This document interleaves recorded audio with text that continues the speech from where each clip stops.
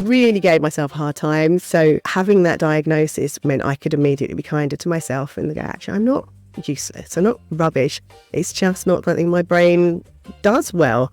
So it's all right for me to ask for help with this because it enables me to then do the stuff my brain does do well. Fear is often the opposite. And when we're not feeling confident, it's because we're scared of doing something or scared that something might happen or that someone might think something. A really important question to ask yourself is, what would help me to feel a little bit less scared? Sharing that bald selfie on Facebook, I knew I'd feel a little bit less scared doing it if I asked a couple of friends to be ready to leave me nice comments as soon as I clicked. And then by the third or fourth time I was sharing selfies, I didn't need to anymore because actually my confidence had genuinely grown enough to be able to do it. Welcome to another Smart ADHD Stories episode. This time I'm joined by the fabulous Lizi Jackson-Barrett, who is a confidence strategist, best-selling author, and multiple TEDx speaker. And her mission is to show what's truly possible when we learn how to stop playing small. Having spent her life subconsciously studying human behaviour so that she could fit in with her peers, Lizi was diagnosed as ADHD at 42 and now knows her neurodivergent brain is what makes her such a successful coach. She's a sought-after coach and empowers leaders and entrepreneurs to build and use confidence strategically to achieve greater success. This is, as I said, an ADHD Stories episode where I sit down with a successful entrepreneur, business owner, creative, who is navigating the life with ADHD. And it's a raw episode, they're unedited. I really enjoyed talking with Lizi. I hope you enjoy it as much as I did. Let's get on with it now. Hello, Lizi. Welcome to Smart ADHD. How are you doing? Oh, great, thanks. I've been really looking forward to this. Yes, I have. So you reached out to me, was it like, it feels like a couple of months ago, because I made a big announcement in the Atomicon group, or the Atomic group. This is our friends Andrew and Pete who put on the big Atomicon conference that happens in Newcastle every year. And it seems like there's quite a few neurodivergent ADHD people in the Atomic group, because like when I just one or two, I posted so I was making an announcement about this podcast and just to ask people for like thoughts and all that kind of stuff, and then you reached out to me, and then so we had a little chat, and then we actually got to meet in person at Atomicon, which was awesome. So for people who haven't come across you, how would you like just introduce yourself? What is it that you do in your business, and then what we're going to do is we're going to go back and talk about your journey with ADHD. So I call myself a confidence strategist. Essentially, I'm a coach and a speaker and focusing on confidence for entrepreneurs, business owners. The reason I call myself a strategist rather than a coach is because I don't only help people to become more confident, but actually to work on a strategy for really implementing and using confidence in a way that supports them and helps their businesses to grow and helps them to achieve the goals that may feel out of reach because it involves doing things that feel scary. So there's a lot of strategy that comes in to the coaching that I do. That's really interesting, because I've been thinking a lot about this in my business. Like, am I a coach? Am I a consultant? I haven't thought about the word strategist. I think for me, I think I'd probably say more of a consultant, but with a bit of coaching in there. But we're kind of a blend, I think, a lot in our businesses. I think we can be a blend of a lot of different things. And it sounds like that's the case for you. You're a coach and a strategist, would you say? I mean, that's a kind of a combination of those things? It's interesting. When I qualified as a coach, everyone was calling themselves a coach. So I kind of deliberately didn't want to say that, because it's kind of ironic that I'd spent 2 years studying for a postgraduate diploma in coaching, and I felt that using the word coach almost devalued what I do because everyone's a coach. And well, strategist sounds cool. And now everyone's a strategist, so I have to go back to coach.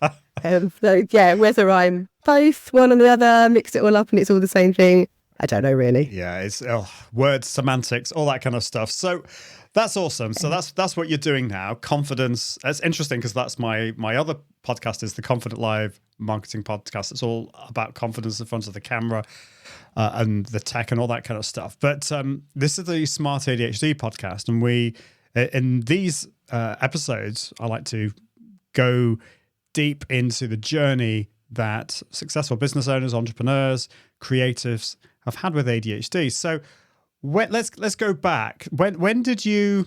Let's not talk about when you were first diagnosed. Let's go back further than that. When did you realized that there was something different about you. And did you realize that it was ADHD in those days, or did that come much later?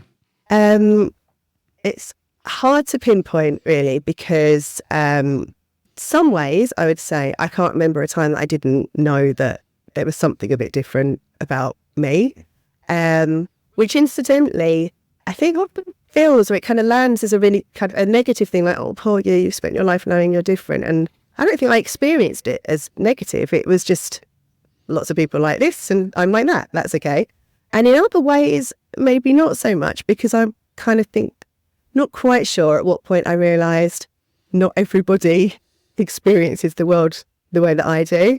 So I think it's almost a bit of each.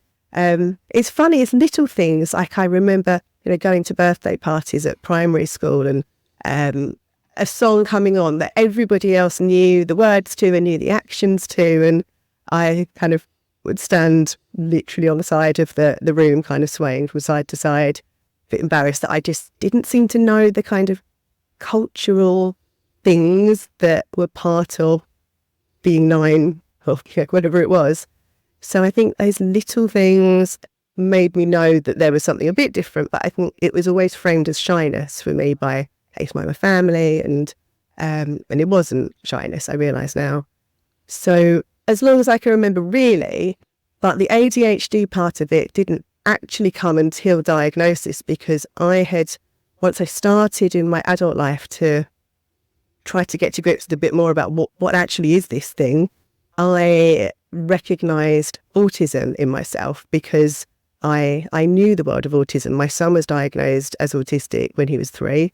And so I'd kind of joined Facebook groups of parents of autistic kids and made friends with other autistic parents. So autism was a world I knew, and it was autism that I went out to kind of be assessed for, just because I thought I'd quite like to know for myself if my instincts are right.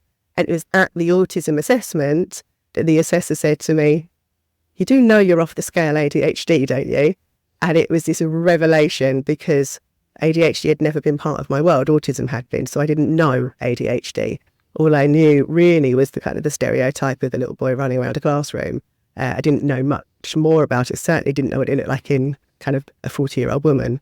So although you said, let's not go straight to diagnosis, actually, that was the first time that it ever occurred to me that ADHD could be part of what was going on for me. Isn't that interesting? It is often it's the other way around. It's people think they look at the ADHD thing, and then they go down the assessment route, and they're told they have autism as well, and they thought, what, really? Like that. So it's funny, isn't it? I think it depends on what we're looking at. And going back to when you were at the birthday parties and you were you didn't realize, you didn't know what was happening, and was it kind of like you were on the outside looking in type feeling? And what do you think was going on there? And how did that make you feel? I felt like I'd missed the memo in a lot of things. I never had, I don't know, the right haircut or the right length of skirt at school, or, all of those kinds of things that, is still a mystery. I still don't really know how kids growing up, girls hitting, their teens, just know what's cool and what's not cool. Because I think I did do what a lot of neurodivergent, I think girls especially do, which was a lot of observation and watching the way that everyone else did things to try to emulate it. But I think what I missed was kind of the really visually obvious things. Like, oh, that's how long I'm supposed to wear my skirts if I don't want to look strange. And actually it was more the real detailed nuances of kind of tones of voice, or those kinds of communication styles that I learned and practiced from watching others. I think everything else passed me by. So, the best way I can put it was feeling like I'd missed the memo and wondering how everyone else just knew this stuff. Yeah, that's a really good way of explaining it. And I look back, I try not to look back too much, because I'm very much, I want to look in the present and forward to the future. But I think it's helpful look back at the past and to kind of learn these things, because I think that can help you in the way you are today. But yeah, I think I had those experiences too of like not really, the memo, missing the memo. I think that's a really good way of putting it. So, okay, so when were you diagnosed, and how did recognizing your neurodiversity, like how did that change the way you viewed yourself, both the challenges that you have and also the strengths that you have?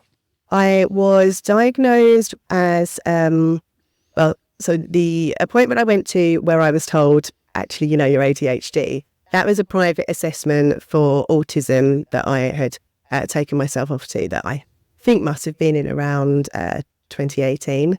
And it was at that appointment that the assessor said, well, look, if you want to be assessed for ADHD, I recommend going down the NHS route if you think you might want to access medication, because it's crazy expensive to do it privately. So obviously I then went and got myself on a long waiting list, and it took maybe about 18 months. I suppose not that long compared to what it's like now. So I think it was around 2019 when I was diagnosed as ADHD. It wasn't a great process because I was seeing kind of doctors who just didn't know what ADHD in women looked like, and they were trying to pin all kinds of other diagnoses on me, kind of bipolar and things like that I went away and read about, and I thought, it's not a fit. It's not who I am. And in the end, the psychiatrist who I was seeing for the assessment kind of almost begrudgingly said, well, I'll just give you some ADHD medication to try then, shall I? And if it works, then sure, you're right, you've got ADHD. Wow. I was like, really? That's safe? So he sent me off with a week of medication, and I took one tablet. Oh, okay. Yeah, that confirms it. Wow. So, I absolutely forgotten what your question was, because there was more to it. That was part one of the question, wasn't it? Kind of when did it all happen? But yeah, it was kind of by the beginning of 2020, just before the world went crazy, that I kind of realised who I was. Yeah, so you had you had two assessments. So the first one, so just for listeners and viewers, so when you went for the autism assessment, was there anything on the autism part of things, or did they say actually it's not autism at all, this is purely ADHD? And just tell us what your thinking was there, because going there thinking that it's highly likely to be autism, and then you find out actually you're off the charts, as you said, ADHD. What was the kind of the process? What was going through your head then? So yes, I am diagnosed autistic as well. And being told, yes, you're autistic, because it was something I'd suspected about myself for, by that point, probably about 4 or 5 years, that just felt really validating. Yeah. I went to this assessment thinking, I don't need to do anything with this afterwards. I just think there's real power in knowing who we are and what makes us do the things we do. So for somebody to say, no, you're absolutely right, if those Facebook groups you're in, you can stay there. It's okay, you belong. And then having the kind of ADHD thing thrown at me was this huge curveball that I wasn't expecting. And of course, I hyper-focused down the research rabbit hole of then reading article after article about what ADHD looks like in women. And so initially, it really threw me, and I was like, I wasn't expecting this. I'm not quite sure what to do with this information. But then the more I read, again, the more validated I felt, and I kept on sending links to articles to my mum and to my husband, going, oh my God, link this. This is exactly how I feel. This is what happens to me. And it was useful having those articles as a way of framing what I wanted the people I love to know about me, but without necessarily knowing how to find the words for it myself.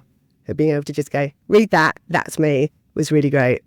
Yeah, finding kind of a vocabulary to describe how you're feeling and how things are is I think that's such a liberating experience, to have words to describe it, and that understanding is fantastic. So that's awesome that you got to that point. Okay, so you went down the autism route, you were validated with that, but the curveball came at you, and you realize, okay, ADHD as well, although that was a longer process because you went down the NHS route. And for international viewers and listeners, the NHS is the national healthcare system that we have here in the UK.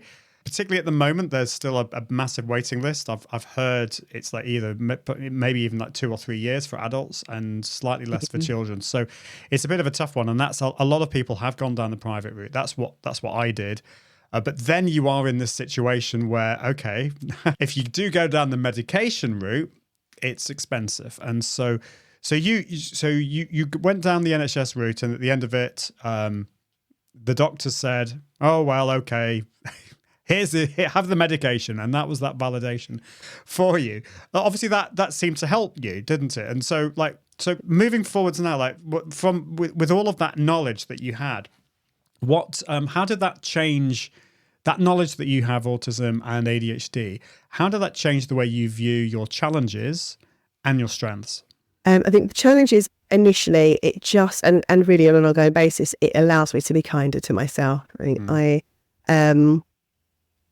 think that the ADHD has always had a much bigger impact on my life and my business than autism has. I kind of see autism just as part of who I am and how I show up, and ADHD is as well, but that's the part that really I think throws the challenges out for me. And so I think the things, by this point when I got the diagnosis, I'd been running my business for about 2 or 3 years and really was feeling a bit low about kind of the lack of progress and not being where I thought I should be. And I'd given myself such a hard time about how I'm rubbish at staying organised, and I can't keep control of my appointments, and I miss sessions with clients, and I have no idea what goes on with my finances, and it was really gave myself a hard time. So having that diagnosis meant I could immediately be kinder to myself and go, actually, I'm not useless, I'm not rubbish. It's just not something my brain does well. So it's all right for me to ask for help with this, because it enables me to then do the stuff my brain does do well. So it's kind of two sides of the same coin, really, because yes, it helps me to be kinder to myself about what I can't do, but it also allows me to really focus in on what I am brilliant at, and yes, to be able to give myself permission to, I've now got this amazing team of VAs that work with me and support me in my business in different ways. And I can feel no guilt or shame or anything about just chucking everything at them that I just don't do well. And my business has flown since then, and I have, because the stuff I do well, do so well. And I know my neurodivergent brain is a big part of what enables me to do it so well. So it just helps me to really focus on the bits I really should be doing. Yeah. That's awesome. And that's the thing, we talked a lot about on this podcast before, that there are struggles. There are definite struggles. It's not all a bed of roses. I wouldn't say ADHD personally, I wouldn't say it's my superpower, although it can be. And that's kind of what you're saying. Like you've realized the things that you're not good at, and you have then implemented systems and a team around you. They can help you with all the stuff that you're not good at, that would drive you around the bend. Yeah. And you can focus on the stuff that really it is your, focusing on the stuff that you are absolutely amazing at. And that's amazing. I think that is one of the biggest gifts, I think, of getting assessed. A lot of people have said to me, like, well, I know I'm ADHD. Like, well, what's the point in getting assessed? And for me, I would never tell anyone to get assessed if they don't want to. But I think for me, it was that validation and taking away that guilt and being able to focus on what I'm good at. So I wanted to ask you, so you're not the first person to come on the show who has both ADHD and autism. So I'm going to interrupt you for 1 second and be brave here and pull you up on one thing, which is, since I had that diagnosis, I've done a lot of kind of reading and understanding about the different use of language. And for me, identity first language, so being an autistic person, is absolutely my preference over person first language, which is a person with autism or a person who's got autism. So I know this isn't an autism podcast, this is an ADHD podcast. But as we've said a few times now, kind of having autism, I'll just mention to you, I'd rather go with I am autistic rather than I've got autism, which made a big difference to me when I understood the differences in that language and how I felt about it. Sorry to interrupt, but No, that's fine. I'll let you carry on. No, that's fine. And this is a struggle because, of course, if you for someone like me who I get very kind of flustered and confused over like the right things to say. So apologies if I get things wrong, because I'm probably going to. But you know what? I think that it's so important that we feel able to say, actually, I'd rather use this language for me. Yeah. But to not keep, we live in this world, don't we, where everyone's just so angry at everyone all the time for making a mistake or getting it wrong or not knowing something.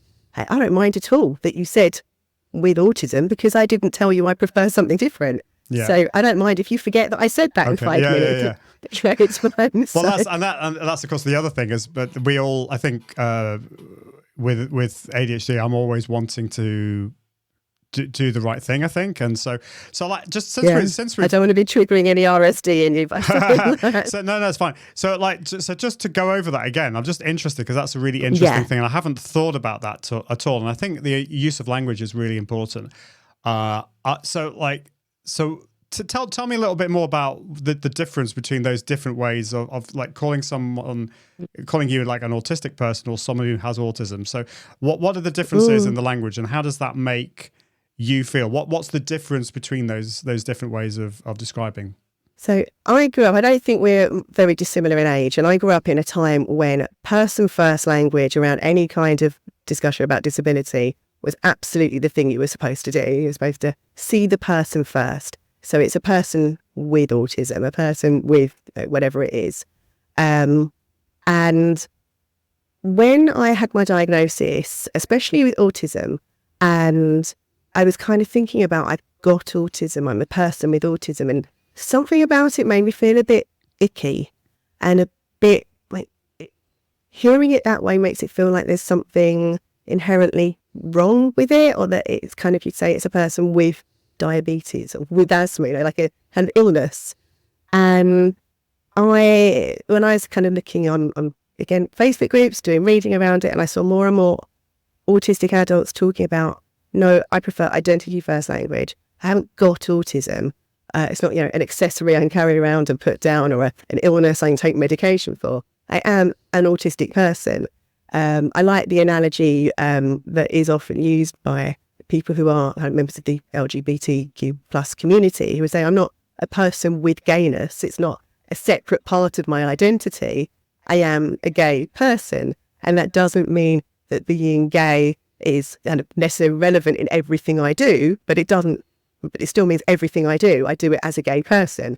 And so that really resonated when I heard that analogy, that being autistic isn't always relevant or important in what I'm doing. I still do everything as an autistic person. And it really made me feel so much better about owning it and talking about it. If I said to you, I've got autism, it still makes me feel icky. If I say to you, I'm an autistic person, I feel really good about owning that. It's harder to do with ADHD, but I do say, I still don't really say I've got ADHD. I describe myself as an autistic ADHDer, which again just makes me feel happier and more positive about the way I'm saying it. Isn't that? It's really fascinating. And I'll be totally honest, I've not thought about this at all. And I think, I don't know, I suppose it comes down to identity, doesn't it? Like, so is ADHD part of my identity? And I think we're all different, aren't we? Like, I suppose I would personally say I'm a person and I happen to have ADHD, and that's the way I'm happy with that. I don't know whether I would feel comfortable in saying I'm an ADHD person, because like my ADHD, I feel like it doesn't necessarily define me. It is part of who I am, but I'm going to have to think about that. You've made me ponder over all this, so I'm going to have a big Looking think forward about to it. a future episode. You come back to it and tell us what you've decided on. Well, it's a really interesting thing. I've thought a lot about what is our identity, and there's obviously lots of different aspects of us. But anyway. We could go down a big rabbit hole with that, but I wanted to come back to you. I've taken you on such a tangent, and you were asking me a very important question before I interrupted you. No, that's okay. That's okay. Did that remember what it was? So it was about autism and ADHD, and how that, I suppose, how that manifests itself, if that's the right phraseology, in your life. For people who don't know much about autism or maybe much about ADHD, I'd just be interested in your experience there. Sure, I find that's such a hard question to answer a lot of the time, especially around autism, because I don't know what it's like to not be autistic. Yeah. So it's hard for me to have that comparison. I think probably the most obvious way for me is sometimes challenges with communication in terms of, I know maybe sometimes I'll think my husband is in a bad mood with me when actually that's not what his face is saying at all. He's thinking about what to cook for dinner. And so I ask a lot of questions about how someone feels to try to make sure I'm getting it right and I'm not misinterpreting, which I'm sure as a wife and as a mum is so annoying. As a coach, it's really useful. Yeah. I'm able to say, I can see your face is doing this. Let me check what that means. So I think that is probably the biggest challenge is, and I have been told occasionally that my voice doesn't do what I think it's doing. So somebody might say, say that I sounded sarcastic or I sounded grumpy when I didn't think that's what I was doing at all. And I thought my voice was perfectly normal. So that's something that I'm quite conscious of. But I think actually in terms of being a coach, it's the autism that I think means I'm a really brilliant coach. And it's funny because I feel all right saying it because I can pin that on the autism rather than because I'm just showing off. Because typically autistic people, we're really detail oriented. We might miss the big picture, but we see all the little details. And if I'm having a conversation with a client, I will always notice maybe just the one word they said or the one eye movement that they did in a sort of involuntary way that ends up being the thing that unlocks everything that we need to move forwards. So that I think is the kind of, I don't like the kind of superpower narrative because I think it can sort of end up diminishing our challenges. But I think that's the superpower that comes with being autistic for me professionally.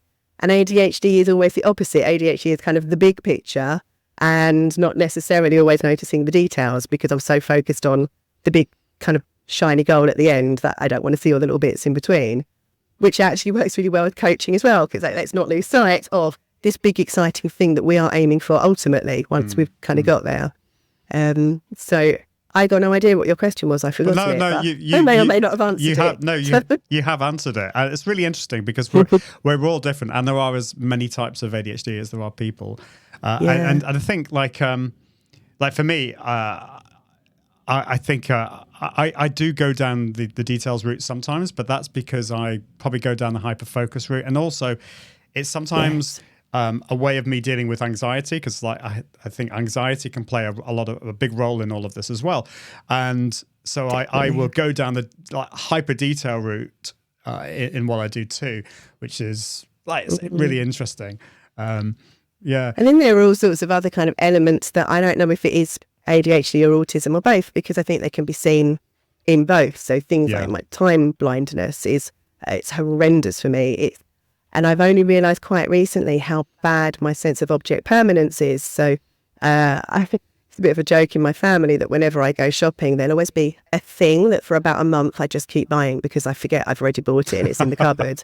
And then eventually I'll finally go, no, we've got 6 jars of Marmite. I don't need Marmite. However, pretty sure we needed more tomato puree, and get home and find that I did tomato puree the last 6 shops as well.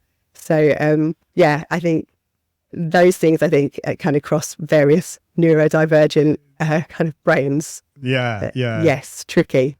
Definitely. So going back to maybe your teenage years. So what was the transition as you were going through life? Were there any moments where ADHD, looking back now, kind of played a role? How were you at school? And then beyond school, what was that transition like? And what have you learnt today from all of that? Looking back at my old school reports, which I did a while after I was diagnosed, because I was kind of curious to see what teachers said about me in secondary school, they all said the same thing. Lizzie is capable of so much, but she needs to concentrate, focus, stop messing around. And it's what they all said. And it's hard to not look back at that through the lens of what would it have been like if actually people had known, if I'd been given support rather than been told off for when I, was mucking about or trying to make everyone laugh. Because that was what I did a lot. I was class joker a lot of the time. And after I was diagnosed, I did go through a period of feeling quite angry about, I'd replay all sorts of very specific stories that had happened, largely at school, sometimes, being told off by my parents and thinking that was so unfair. I knew it was unfair. I could feel it was, and nobody was listening. But actually, the flip side of it was, I'm in my mid-40s, and in those days, we didn't have the same understanding around neurodivergence. I would have certainly gone to a different school than the one I did go to. May have been better, may have been worse, certainly would have been different. And there's no way of knowing. So I kind of managed to stop myself going down that kind of, that pit of what if after a while, to think, well, actually, I don't know what if. Who knows? Maybe my life would be worse than it is now if I'd had a diagnosis and people had known. So I was really conscious quite a lot especially through my teenage years, of looking for approval, like I guess most teenagers do, but really starting to feel that RSD, the rejection sensitive dysphoria, that a lot of us experience when an argument with a friend would be something that would hit so hard, and I'd feel this kind of real physical reaction to worrying that a friend was upset with me or those kinds of things. So it was a time of high emotion, but it is for every teenager, right? So it's hard to separate out how much of that was because of my neurodivergence. So I think I was also really conscious of wanting to have a boyfriend for that kind of validation that came with somebody's chosen me. And that felt like quite an important thing I got fixated on through a lot of my teenage years, was asking all the boys out. Didn't really care who, as long as someone said yes. And it made me go, yeah, look, I've got this boyfriend. That means I'm important and someone chose me. Yeah, that's kind of some of the overriding memories of school. Yeah, that's interesting about going, wanting that validation from having a boyfriend. But then how did that kind of work with the RSD, the rejection sensitivity disorder? Because like if you got rejected by somebody, that was certainly my thing. And I got so like caught up with that I just couldn't ask any girls out, because like I was so worried about what they'd say. So yeah, looking back on those days, I'd be interested, like how did that, all those different aspects of ADHD, like we've talked about RSD, we've not really talked about emotional dysregulation, but you've talked about emotions. It was a highly emotional time, and there were those different traits, I suppose, that we tend to think about with ADHD. How did they kind of work with each other or work against each other and manifest themselves back in those days? I think I probably did what a lot of ADHD kids do. And again, I know it particularly happens with girls, which is masked my socks off while I was at school, and then kind of let the mask down when I was home. And that's, I think, when the emotional dysregulation really came into force. So there are a lot of slammed doors and sobbing on my bed and writing furiously in a diary and all of those things at home. And at school, I think that with the asking boys out and the RSD, I think what I did as a kind of defense mechanism was almost turn it into this kind of silly part of Lizzie's persona. This is what Lizzie does. She asks boys out all the time, ha, ha, ha. And then that meant it was all right when they rejected me, because, oh, ha, ha, that's just what I do. I'll move on to the next one. Right. As a sort of way of protecting myself from feeling those feelings, if I could convince myself, and from letting other people think I'd been rejected, because that's just part of the game. That's just what I do, is what I told myself. It's really interesting, isn't it? I think we often use humor. I mean, I wasn't the class clown or anything, but I've always used and embraced the silly side of me. And I don't know. I think that's a good thing.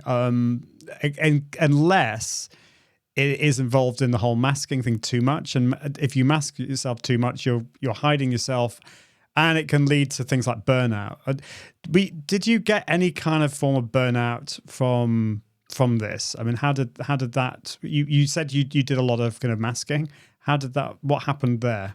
I'm not aware of having experienced burnout, but I think I wouldn't have necessarily seen it like that or framed it like that. And I probably would have just been encouraged to just kind of push through it. I mean, I went to a public school that you had to sit exams for and was very expensive for my parents to send me to. And that's the kind of environment I was in. And it's a family of kind of really high achievers, kind of academically. So I think there, I had a very loving and supportive and warm upbringing, but in the kind of bubbling away underneath was always this kind of push towards sort of academic excellence and doing the best I could do.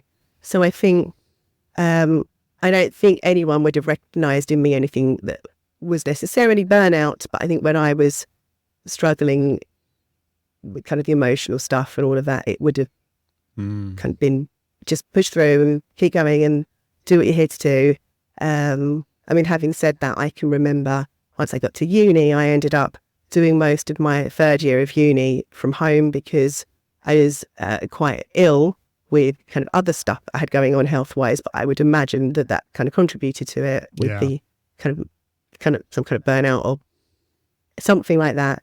And being incredibly well supported by my mum, who helped me through that last year and helped me get my work done from home and submitted assignments remotely. And actually, in hindsight, getting away from the chaos of uni and the noise and the people and the overstimulation and just being at in the quiet of home with mum and dad was probably exactly what I needed to get through and to end up excelling. I ended up with a first, which I don't think I would have achieved if I'd stayed in that environment, which was really overwhelming. Yeah. And this is, I mean, I hear this kind of story a lot, that those of us who push ourselves, we get to a point where we need to kind of retreat in a way from all that stimulation and be in a calm situation. And so you got a first. This is one thing. This is one of the big myths. I think people assume that if you have ADHD, that, I don't know whether they assume this, but there is this kind of thing that you can't be that smart or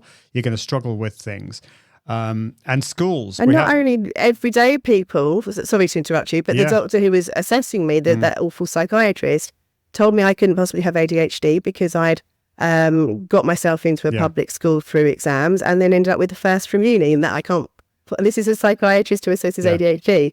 So, yeah. Yeah, no, and that's what, I was actually going to come on to that. That's one of the big problems, I think, when you get, if you go down the diagnosis route, if you want to see whether you have ADHD, if they see that you've somehow got your life together, that you've done well academically, well, you can't have ADHD then, because that's what they think.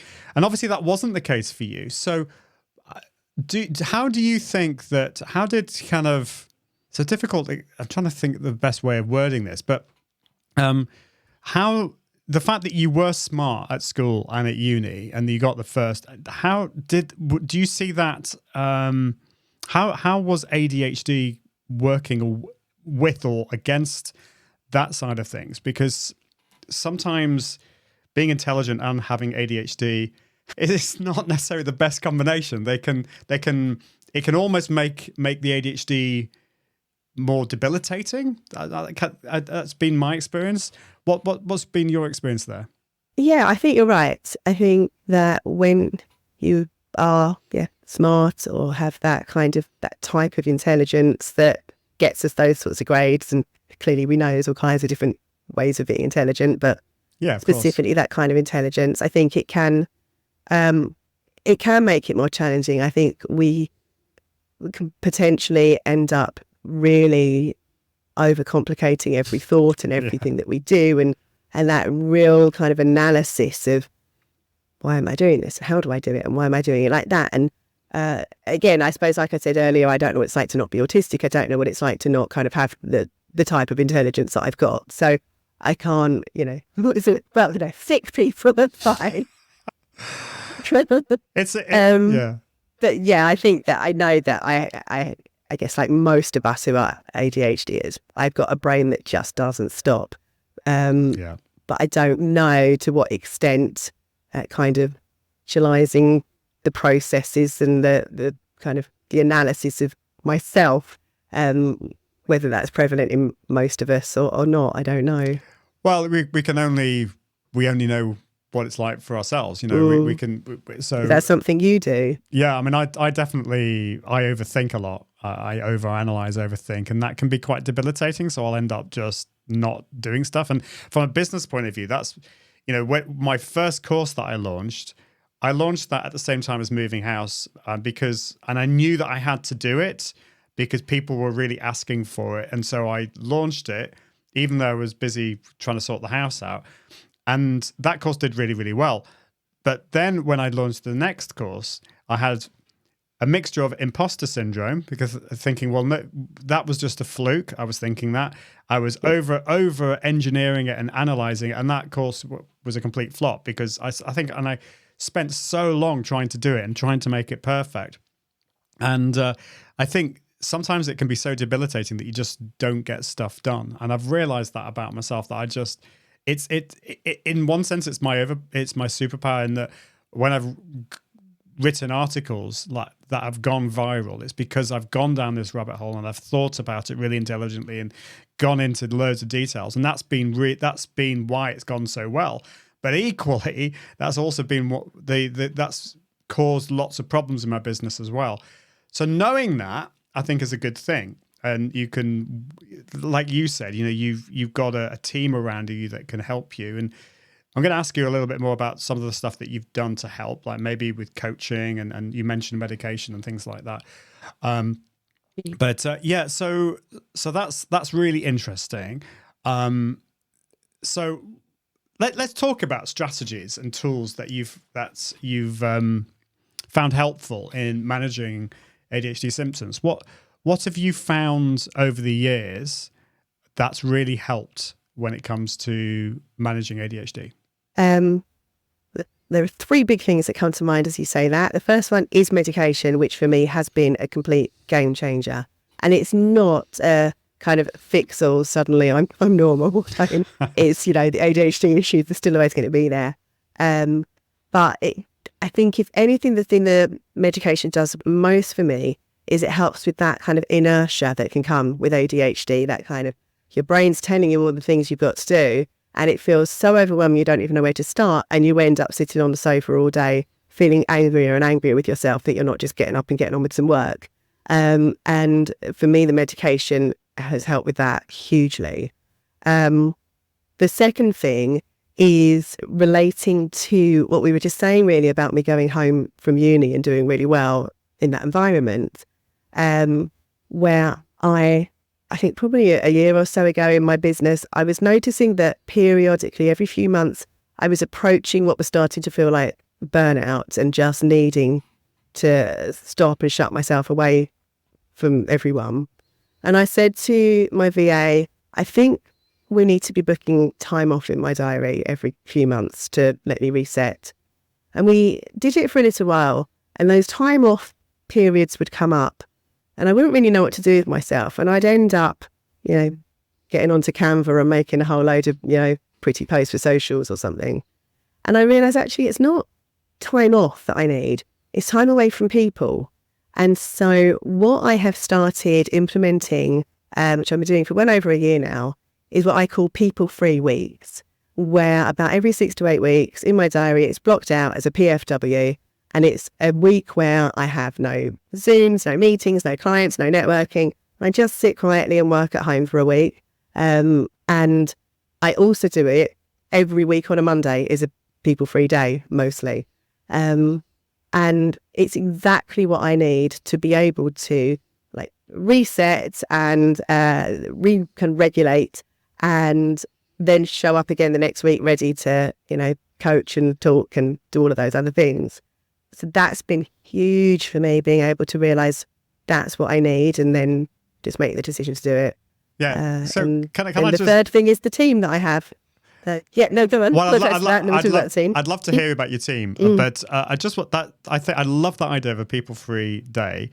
And it's not because you don't like people. I think you mentioned that you're an extrovert. Would you say? I mean, as I said it, I thought, why did I say that? I'm an extroverted introvert. Oh, okay, I get my energy and recharge from being by myself, but I love being around people and having those kind of big interactions. Yeah. So, no, that's really interesting. And I think, like, I would say for me, I'm definitely an introvert in the sense that I get my energy from being by myself. But if I'm by myself too often, I will get depressed. And I think because I'm very much a verbal thinker, I love bouncing ideas off people. And so, like, working for yourself is a blessing and a curse in a way. I think it's managing that. And that's what interested me about what you said there about that people-free day or people-free week. So it's kind of managing your energy levels. Is this an introverted thing, an ADHD thing, an autism thing? I'm just interested, like, what is it about? Why do you need to have this people-free day and week? Because I know that I need that. I probably in my I'm not so kind of. I have my Friday off, and I try and have my Friday off at least, and I try and have a lighter day on Mondays away from meetings and things like that. So maybe I'm kind of inadvertently doing a people-free system, but I'm just interested in your thinking behind all of this. It's interesting because that's exactly what I do. I have Fridays off, and Monday is my kind of people-free day, because I realised that weekends are full of peopling. There's all sorts of peopling that has to be done, and whilst most of it is nice peopling, actually by Monday I'm ready to not people. And so how much of it is down to being an introvert or autistic or ADHD, all of these things, I think it's impossible to say, really. I do think that the introversion, which, which I know that you will know is often kind of misinterpreted as being shy, and it's not. It's about where your energy comes from, and it coming from time by myself. Yeah. That's got to be a big part of it. I think probably more the autistic part of me kind of really experiences quite a lot of kind of sensory overload and things like that that I manage pretty well, but it's quite nice to give myself a break from it now and then. Yeah. And I love interactions and coaching and networking and all of those things, but I do find it really tiring, especially when I'm not as a coach at all, but sometimes when I'm kind of at a big networking thing, I have a bit of an alter ego who I bring out. I call her Jazz Hands Lizzie, where she's kind of just all the parts of me that I want to bring to the forefront and sort of, that sometimes you need to do for successful networking. But she's quite a tiring person to be. So then I can put her back in a box and have a day where I'm just Lizzie, which is quite nice. That's really interesting. So, I mean, you wouldn't say that person that you're what did you say? Alter ego. It's not that person isn't you. It's just different aspects of you. Would you say? Is that the right way of putting it? Yeah. Absolutely that. Yeah. And I think, we all do it. We all have a telephone voice or a way that we present ourselves on a podcast, and it's just kind of magnifying that a little bit, especially, for example, I've got a business networking group that I host, and as the host of the group, I feel like there's a little element of it that's a bit of a performance, which doesn't mean in a kind of inauthentic way. It's still very much me, but I'm there, and if people are looking to me to lead and to be funny and to kind of set the tone and all of those things. So out comes Jazz Hands Lizzie, and she does a great job. But then she can go away for a while. Yeah, I think that's it's like this podcast and the other podcast that I do and live shows. Like I think I am still me, but I put more energy into it. And it's like I trained as a professional singer, so like when I was on stage, I was me, but I was performing. There was more energy into it, and I call this what do I call this? My brain's gone. It's called authentic, heightened authenticity. That's it. So you're still being authentic, really like you're still being you, but there's just a little bit more energy that goes into it. And like if I was going to meet you for a coffee and I started speaking to you in my live video voice, like, "Hello, Lizzie, how are you doing today?" You'd be a bit kind of like, "Please get away from me, you mad person." That sounds really fun. Please, let's do that. So yeah, I hope you're impressed. I've remembered the third thing that we're going to lean into. I've actually remembered, which is team. So tell us a bit more about how your team has helped. So the team is funded by Access to Work, which I know is something that you've shared and spoken about before. And again, I guess like the medication, it was a game changer for me. And I wish I had discovered that it existed earlier. So I have had an Access to Work grant now for just over 3 years. So I've just had to renew. Luckily, they did renew it for a further 3 years. And that pays for about 50 hours a month of support from VAs who do all the things that I needed someone to do for me. And sometimes there's a bit of a process and journey in finding the right people who understand the way your brain works and the things that they need you to do. And even I've discovered people who know how to phrase requests for me or things that I have to do, and ways of kind of saying to me, Lizzie, don't forget you need to do that, in a way that doesn't trigger RSD and makes me go, yeah, thank you for the reminder. So ever since I've had those people managing my diary and my email inbox and my invoicing and everything else, my business has just kind of taken on a whole new life where I'm, like I said earlier, doing the things I'm really good at. Yeah, I think that's awesome. And so just a reminder, if you're listening, watching, and you're outside the UK, the Access to Work grant is a government scheme that helps and supports those with disabilities, including neurodiverse, like ADHD, autism, and it can help with VAs who can help with the admin side of things.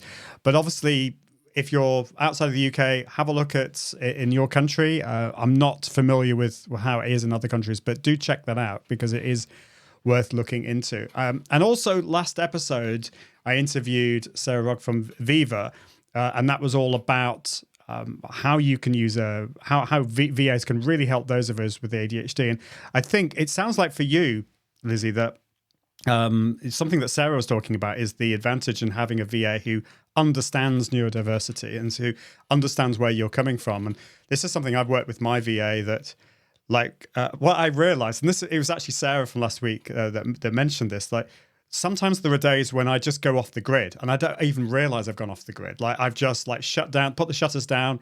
I'm not really talking to anyone. I'm probably having an inadvertent people-free day, and yes. She was saying, like, with my VAs, like, what do they do in that situation? Do they how often do they bug me?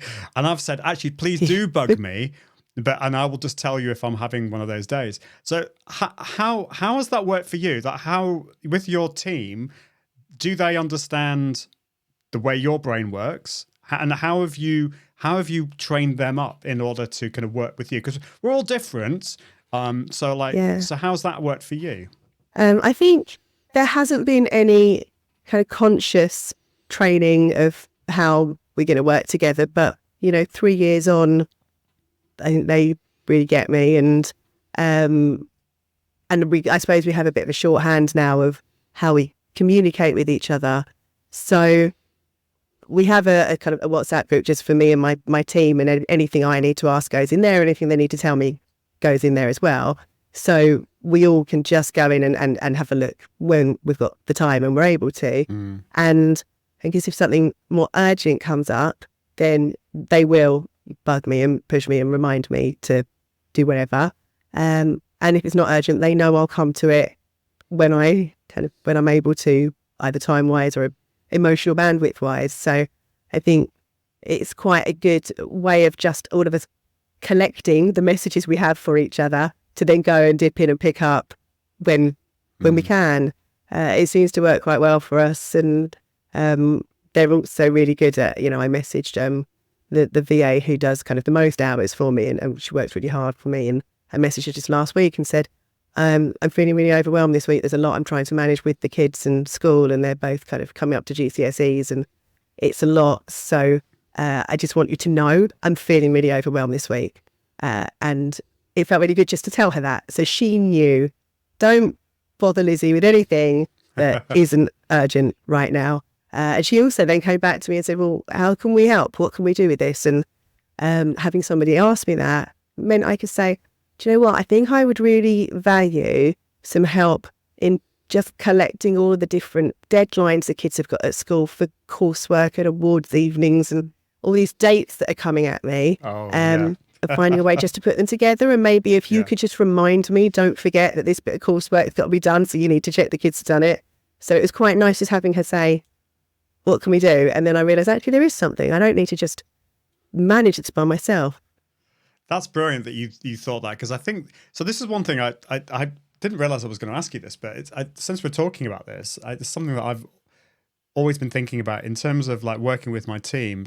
What are the ways that your team help you? Like, what are the kind of some of the specific things? You mentioned like diary management, and you mentioned you've got a few different VAs. Like, so because I think that's one thing that some people think that you just get one VA and they can do everything, and obviously all VAs are different. They have different specialities. Like, so I suppose I'm interested like how they help you, but also like how did you find the letting go side of things? Because that's the struggle sometimes for me. Like, oh my goodness, like working out how they can help me, but also letting go. So how's that work for you? To be honest, the letting go was never, I was like, take it, just take it. I don't need to know. So there are two VAs mainly who do most of the work for me. And we divide it up by, Vicky manages things like my email inbox and my diary, and those kind of things that just need to come up in the diary that I need to be reminded of, and or things like, I've got a new client starting with me next week, and Vicky knows that if the person hasn't sent their kind of questionnaire back to me, 3 days beforehand, she knows she's going to chase them, so I don't have to log on and go, where's the person's questionnaire? Oh no, they didn't send it. Oh no. So it's those kind of real administrative things that I just like no. And then I've got Jackie, who does most hours for me. And really, I guess what she does is take on probably more of a project manager kind of role in my business, with Lizzie being one of those projects. So she kind of manages. She's really good at managing my energy for me a bit as well. So she messaged me last week and said, just to flag up for you, you've got a lot in your diary over the next 2 weeks. So just watch out. Let me know if you're starting to feel a bit, let's make sure the following week there's not too much. And having someone who's just got that overview, who knows me well enough to know I am just going to keep piling things in the diary and not really thinking about it. So that is invaluable. But then just things like, one of my newest things that I have been doing is I ran my first ever retreat a few months ago, a 2-day retreat. And having somebody else, Jackie, to find a great venue and to liaise with the venue and to kind of, do all the invoicing and the contracts. And so all I've got to do is turn up and be fabulous. So it's a hard job. And she came with me to the retreat so she could make sure that lunch was going to be served at the right time and, all of those different things as well.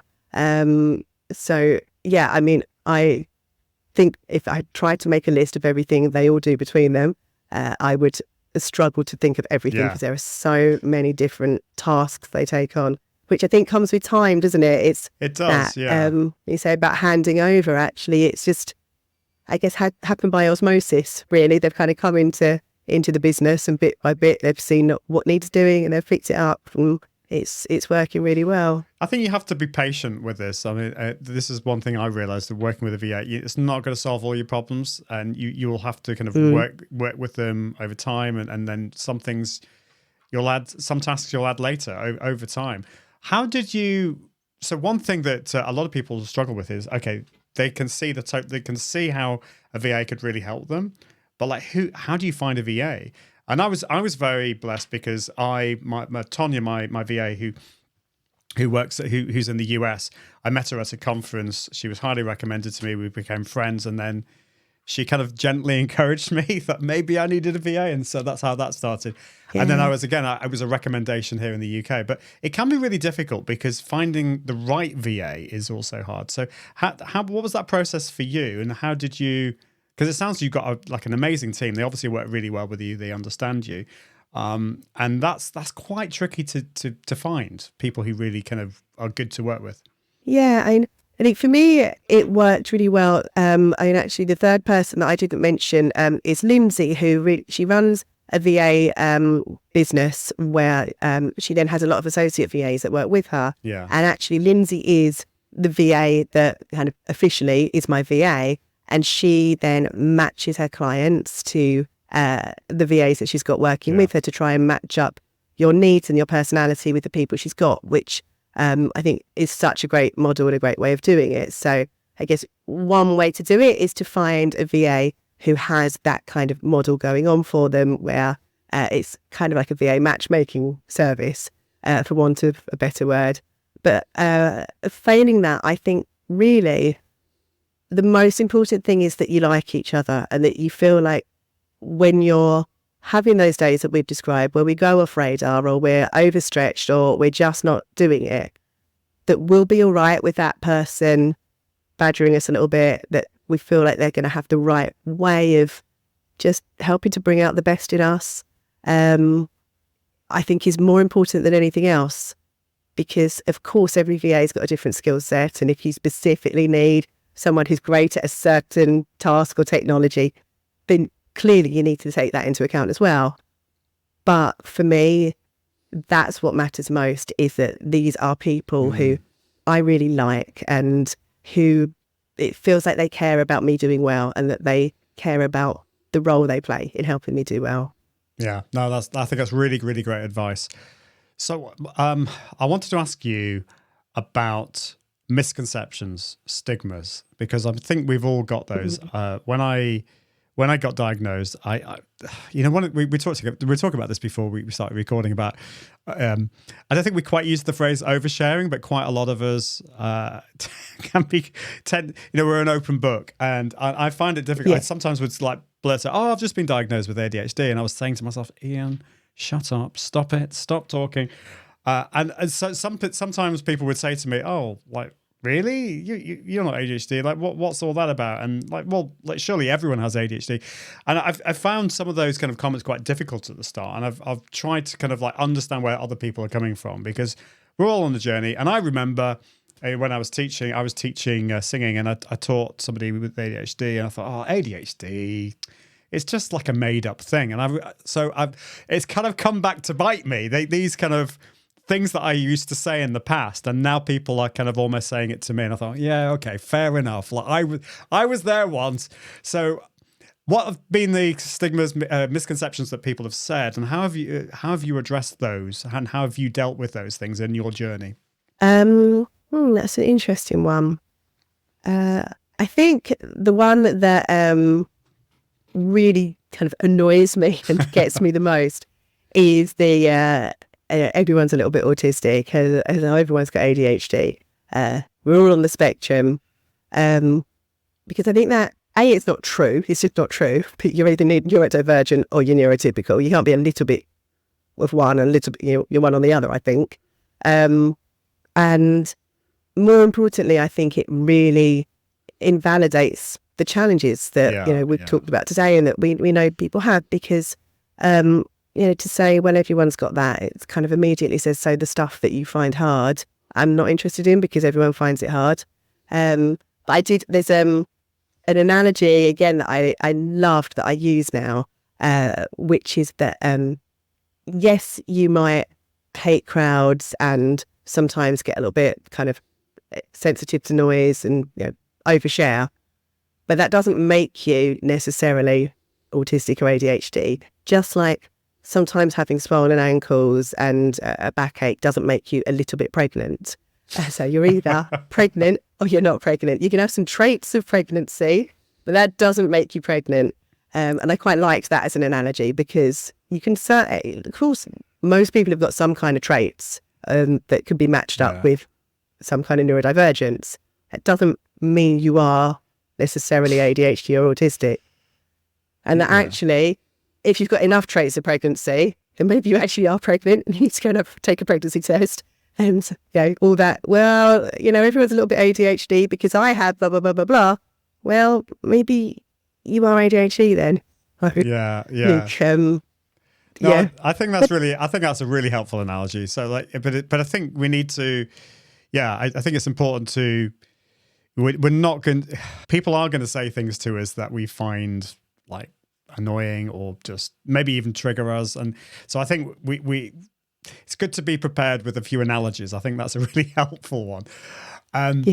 So like I want to come back to you to your life and so you're talking about your teens and your 20s. Let's talk about like how it was with your work side of things and that transition to what you're doing today, which is confidence. I'm sure that didn't come out of the blue. There was a transition there. I'm really interested in how that happened and how ADHD kind of played a part in that. My first career was I was a secondary school teacher. I come from kind of a family of teachers on my mum's side, and it kind of just felt like it was part of my DNA, really.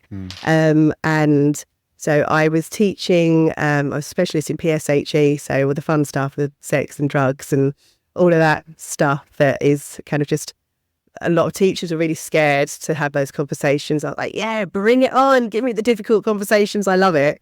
And one of the things I was really good at as a teacher was building great relationships with teenagers and having kind of really meaningful, authentic relationships that meant, partly because of that and partly because of the subject I taught, I was often the teacher that kids would come to talk through their problems.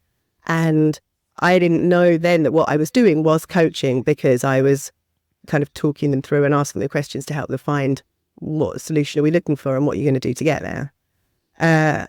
However, a huge part of being a teacher was a massive, massive challenge for me, because the workload is just beyond immense. The organisational skills you need to have to stay on top of marking and tracking progress and parents' evenings and navigating staff room politics and all of those things just meant that I was failing, despite the fact that there was a lot kind of in the classroom that I was great at. And so clearly I know now why I was failing and finding it so hard, but at the time I didn't know. So I was trying to kind of not let any of my colleagues find out how much I was struggling or how behind I was in my marking. And then that clearly just builds up and makes it even worse. So that was sort of how I started out in my career. And then in 2012, I'd been teaching by that point for about 8 years. But kind of there's a big shift around that time when I ended my first marriage, which had been a difficult marriage. And my twins were 3 and my son had just been diagnosed as autistic. And there was a lot to get our heads around with that. And my health was in a bad way, largely because of, the stress of my marriage and work. So I ended up having to walk away from that career and survive on a combination of benefits and the generosity of my amazing parents. And I think that's probably, looking back on it, the time when I really did hit burnout, but I didn't know that's what it was at the time. So I am so thankful that I have parents who were both able and willing to kind of step in and take over paying my mortgage for me for the time that I really needed it. And then it got to the point where my mum kind of said, well, look, you need to think about the fact that we're going to be retiring soon and we won't be able to necessarily keep doing this. Probably time for you to think about getting back into the world of work. And initially I was like, no, please don't make me. And it wasn't because I was lazy or scared of work, but because I was so scared of getting back into that, I guess, that burnout or that kind of pit of judgment and feeling like I'd failed and that I just wasn't good enough. And that was when I kind of decided there was no way I was going back into teaching. I wanted to have a change of direction. And the thing I loved most about being a teacher were those conversations that I was having with kids who needed to find some solutions to challenges they were going through. And I decided that was when I was going to retrain as a coach. And I guess because I am an academic person and I always have been, and that's kind of what I've been brought up with, it's really important to me that I kind of did that really properly. So I went and did a 2-year postgraduate diploma at University of East London in coaching. And that was kind of where I was. But in terms of how I came to the confidence side of things, that wasn't how I started out. It was soon after I qualified as a coach, that a couple of months later I got remarried to my lovely husband who I'm with now. And a couple of months after that, I turned 40. And while I was getting ready for my 40th birthday party, I found a bald patch. And within 2 months, I'd lost all of my hair to alopecia. And the whole story of that is probably a story for another time and another podcast. But essentially, I had to go on my own confidence journey of me kind of really exploring what does this mean for me to show up in the world as a bald woman and be okay with that and feel good about how I look. And definitely know that my neurodivergence helped me to process that and to think about it in completely different ways to the way that I think a lot of women who have alopecia end up kind of feeling. And I end up just kind of putting all of that together, my own journey, my confidence, that super analysis of ourselves that we talked about earlier kicked in when I thought, well, how did that happen? How did I go from being too scared to put the bins out without a hat on to, standing on a stage in front of 1,000 people giving a talk and forgetting I look different from anyone else? Like, what was that process? And that kind of analytical part came in where I realised there is a process actually, and I think it's a process that I can teach and that other people can apply to parts of their life or their business that's got nothing to do with hair loss or appearance. It's a system that I think might work for everyone, and it turns out it does. It can be used to get more confident in selling yourself and your business or charging your worth or all of the things that we know we should be doing or we want to do. So yeah, that's kind of how that journey happened. That's an amazing journey. And I mean, that's the ADHD side of things with the potential emotional dysregulation. I mean, going through alopecia would test most people, but I can imagine with ADHD, the depths of those emotions I would have thought would be exacerbated. So like, I'd be interested, like, how did it not help with ADHD? And you've kind of mentioned how it helped in the sense that you found another way. You found, like, with the kind of, what do you call it? Is it divergent? Yeah, divergent thinking. It enabled you to think, like this, there is a way through this. So presumably there were dark times as well. Like, what was that process of moving from that darkness to what ended up being like this amazing journey for you? Yeah, absolutely. I went to a very dark place for a while. It was all very, I think partly the problem was it was so sudden and unexpected. I had no time to get used to this idea. And coming to terms with the kind of change that is so out of our control. It's hard for anyone, but I think especially as a neurodivergent person, I really was desperate to try to take back some kind of control over what was happening to me, and there was no control to be had. I was kind of felt like this passenger who was along for the ride, who had all these crazy things that were happening to my body and my appearance, and there was nothing I could do about it. I just had to wait to see kind of where the ride stopped and where I could get off. And so initially, I think the big fear for me was really around the way other people would perceive me, what people might say about me, what mums would be whispering on the other side of the playground at school pickup. And I'm sure that really is a big part of that kind of, it's not even RSD, is it? It's kind of trying to preempt something that might then trigger RSD. Because it hadn't actually happened. It's this fear of, what if I go into the playground and I see some people over there whispering? So it hadn't even happened, but I think I was feeling the RSD for things that hadn't happened. So, yeah, it was really tough for, I guess, probably 2 or 3 months. I was kind of incredibly low. But then I think it's that ADHD trait that certainly I have, and I know lots of us have, of really what you touched on just a few minutes ago about kind of what we might call oversharing or being open or wearing our heart on our sleeve, whatever it is, that I knew that I just didn't want to feel like it was this secret I was carrying. So I had initially gone out and bought a wig that was as close to my natural hair as I could find and was feeling very conspicuous under this wig. And holding this knowledge and this secret in me the whole time was awful and exhausting, and I was constantly worried about being found out. And I thought, I could just share, I could just tell the world. And then I wouldn't have this secret anymore because it's not a secret. So I made a decision I was going to not do it by kind of telling one person. I thought, I'm just going to put it on Facebook. I'm going to do a board selfie, put it on Facebook. So I prepped a couple of friends and said, please, can you be ready to say some nice things in the comments because I'm absolutely terrified. And it shared the photo. And I did actually, that thing that we talked about earlier around trying to use humour as a defence, because the caption I wrote was, the problem with having no hair is when you put your makeup on, you don't know where your face ends. And then did the photo because I didn't want the caption to say, I've lost all my hair and I'm terrified and I feel awful and like, please don't judge me and please be nice. I wanted to kind of go, no, look, I'm fine, I'm joking. And it felt like such a relief to just put it out there. And that was just the start really of how it all started to come together and feel better. And then I think that real kind of over analysing and over kind of can't think of the right word, sort of trying to make sense of everything and make everything feel ultra rational means that now genuinely I think hair is the weirdest, most ridiculous thing in the world. I mean, if aliens came and said, what is this weird dead stuff that you've got growing out your head that you all spend like all this money trying to change the shape of it and the colour of it, and it just feels so ridiculous to me. Hair's so pointless and stupid.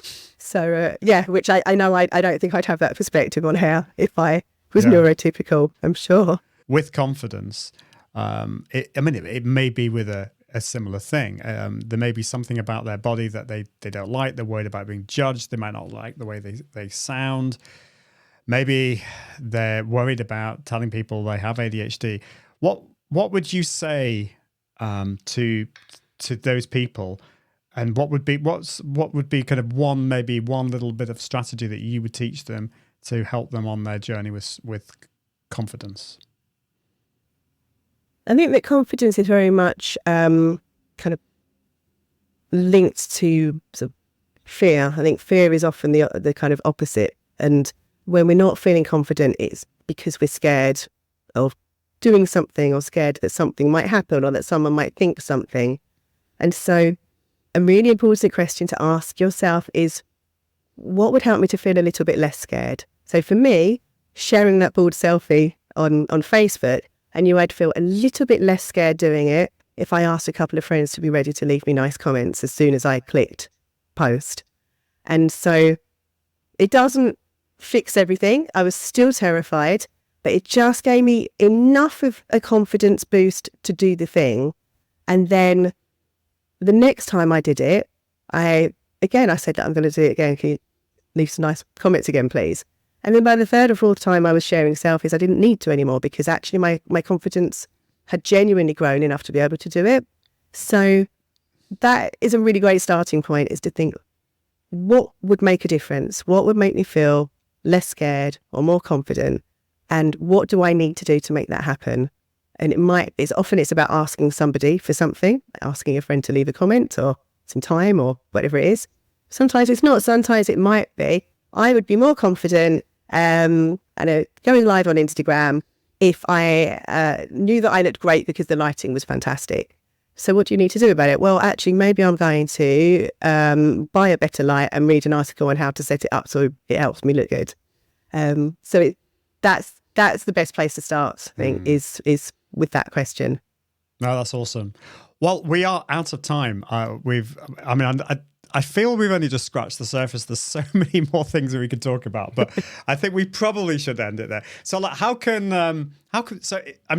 if people have been touched, I'm sure people have been, by what you've said and affected by what you've said. Like, first of all, the thing I will say is, and I should have said this at the beginning, but if you are struggling with anything, we're not medical professionals, so do seek professional medical advice. That's really important that you do that. Don't try and cope alone. But if you have been affected by anything in this episode and you want to reach out to either me or Lizi, please do. How can people do that with you, Lizi? Tell us where you tend to hang out on the socials and on the interwebs. Well, because I'm quite old, Facebook is my favourite place to be. But I am also, I do have a presence on LinkedIn and Instagram. On all three of those platforms, it's just my full name with no spaces, no dashes, no punctuation, just Lizi Jackson-Barrett.